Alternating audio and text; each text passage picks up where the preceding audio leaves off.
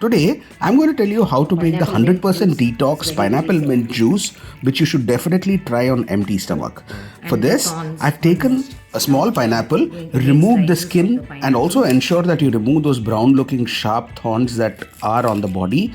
And now we chop them nicely the way you're looking into the video into small pieces. One other tip is that you must ensure that the pineapple is a little ripe so that it's a little juicy. Now we carry the chopped pieces into a mixer grinder. 1 cup of pineapples chopped. On top of this, we add some mint leaves to give us a good flavor. We then add some ginger pieces to it to help our digestion. And then add enough water so that all these get submerged. Post grinding, we run it through a sieve so that all the hard particles are out. We add some salt, we add some pepper, and then squeeze some lemon juice into it for tangy taste. And now our 100% detox lemon ginger juice is ready to be had. For more such videos, please like and subscribe.